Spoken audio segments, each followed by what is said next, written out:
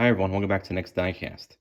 In today's video, I'll be kind of showing you many benefits of having kind of a diecast car parts bin and keeping your diecast model beaters, I guess you can call them. You know, like models that have some damage to them or that are pretty, just beat up. Ones that you might otherwise think of throwing away, but you can actually keep them and use them to your advantage in many ways. So right here, I have various parts that came off of various model cars of various scales. I have everything in here from wheels, tires.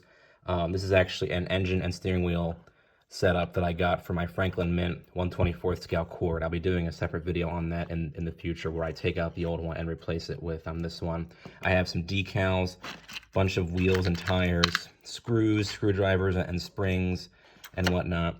So I think it's good for any collector to kind of have, I guess a buildup of spare model car parts like these. And these parts can either come, just as loose part lots off of eBay, or maybe you have some, die-cast beaters like these that you, disassemble and use parts from them to use on other models, or just to kind of keep in case, like you need like a screw in the future, or, a set of wheels or tires and whatnot. So there really is a lot of benefits to keeping kind of a stockpile of die-cast car parts, whether it's, plastic parts, even like die-cast metal bodies and stuff, and just having, some beaters on hand. Like this one here, this is a Nissan NV New York taxi. It came kind of beat up when I got it from Amazon warehouse deals. I've been kind of using it to test out, different like Sharpie and paint features. I do have a brand new one back here, so this is the one that I do put out on the shelf and everything. You'd see it's very nice and clean and crisp and everything. And all of these back here are either brand new or mint condition models. None of these are junkers, but they have been helped by junkers in terms of, getting parts for them, changing out parts and everything. None of these came with missing parts, but I had junker versions of all of these, whether I bought them as junkers or whether they, just became that way for one reason or another. And I was able to kind of, switch out various parts and pieces. Not a whole lot for each individual vehicle, but for the junker versions, I completely disassembled them and I kept various parts that I felt like I could use in the near future. So I'm just going to kind of quickly go over what I have here. So in terms of my, extra parts and spare parts and everything, I do have several 1/18 scale wheels and tires here. These were off of a Maisto Citroen 15CV. I got just these parts off of eBay because my 1/18 scale Citroen 15CV had a broken rear wheel set. So, and a seller on eBay happened to have a set of wheels and tires for that specific model, so I went ahead and I bought them. I did keep the broken wheels. I'm probably just going to toss this at some point. Same thing with this one here. But I did keep the spare tire that came with that set and the actual tires as well. Because you never know when you're going to need, spare parts like this. Like, let's say you get like a model that you like and it has a missing tire or like a missing wheel or something. These are pretty interchangeable. So you could easily, like screw these in or, use these in place of other wheels and everything. Now, when you get Maisto's 1/24th scale model kits, they always come with an extra set of wheels. For example, these black ones came with the Lamborghini Aventador Roadster. I currently have the chrome set on that one, but I did keep, and I think some people actually like throw away the extra set, like, yeah, I don't need these. Keep them, for sure, because these are all interchangeable on other Maisto models. You can see here's a set from that extra Viper I had.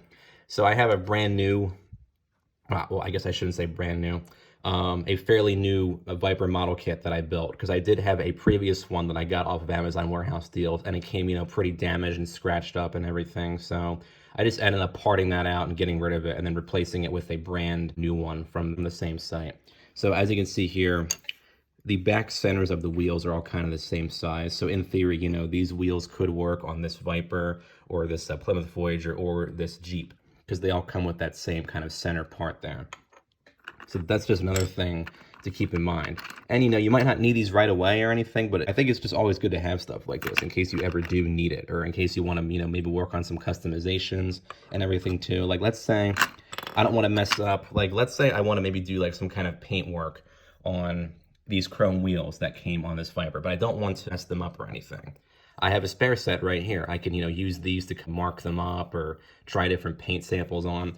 And that goes for, junkers too, like this Nissan Taxi beater. I could use this to test some of like my plastic scratch remover on. I can test, paint on here without worrying about the brand new one that I want to keep new and in mint condition.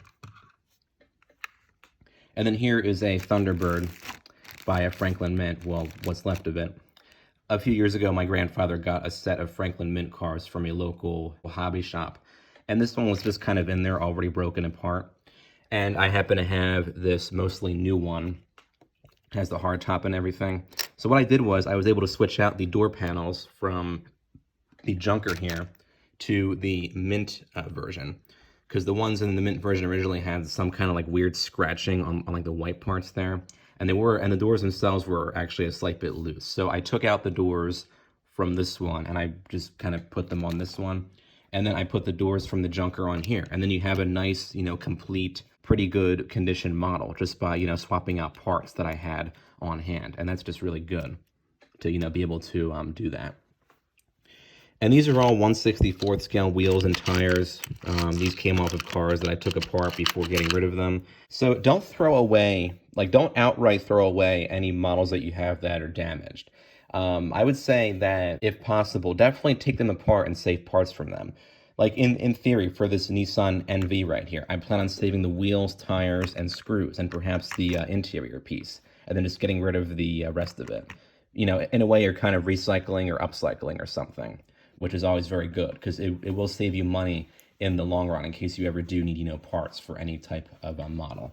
But here's all these different wheel and axle assemblies, I guess, in here.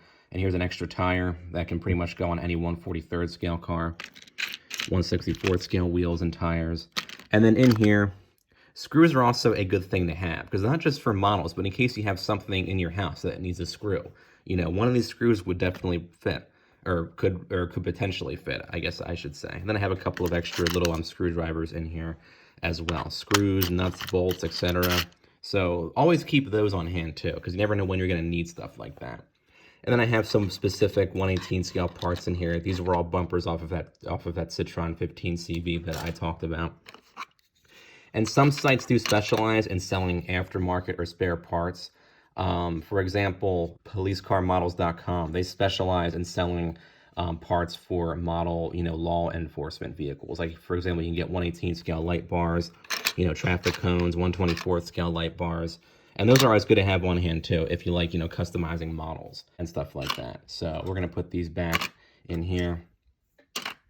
I did have pretty beat up versions of the Plymouth Voyager and the Jeep Wrangler here. These are both brand new replacements for those specific cars. But before I got rid of the ones that were beat up, I took them apart completely. Same thing with the Viper too. Here's the engine piece off that old Viper that I had. And let's say you want to maybe do some potential customizations to an engine on one of your model cars. So you can use the one from the beater, paint it up and mark it up and stuff. And then if you don't like it and you can't undo what you did, then of course you still have the one that's in the good, like the good model, I guess. So this one here, obviously it has the engine in there. But let's say I wanted to maybe potentially customize the engine. I could use this as kind of my test mule. And if I don't like it, then whatever, I can just toss it. So in here, you have various wheels and tires that I couldn't fit in here. These were all off of those cars that I took apart. You can always save seats like this. You have, dashboards and steering wheels. Now, certain things will only work with certain models. Like most dashboards, like you're not going to want to have a Plymouth Voyager dashboard for, a Corvette or something. But the steering wheels, at least for Maisto models, they're a pretty universal shape in terms of like how they go into the model. Of course, the front's going to be different from a model to model, but in terms of the general, I guess, assembly of it, they always kind of sit in the model like that. And then it does, in turn, turn the wheels. 1/24 scale cars don't have this too much anymore, but this is an older model from the 1990s. So it does still have that feature. You can always take out stuff like, door panels and whatnot. And then the case of these seats here, like let's say maybe I want to make the seats in this Viper brown, but I don't want to, mess them up too bad. I can use these to kind of test out like different paint samples and whatnot. And, no harm comes to the good model here because I'm using the spare parts that I have. And again, if you don't like the result or if something happens to this, toss it. No harm done to the complete model there. What else we got in here? So I did save the windows off the other. So the newer Voyager, I actually swapped out the rear window piece from the old beat up one with this one, because ironically the old beat up one's window looked better than the one that came with this model. So all I did was I popped it out and then I put in this one here. Aside from that, this is all original and everything. I just wanted to make it, look better, because this is actually a pretty hard to find model and everything. And that's another reason why you should have, some parts on hand in case you want to just have a complete model of something that's, otherwise hard to find or rare. Instead of trying to buy all different versions and everything, you just have parts on hand you can use to enhance it or make it complete and everything.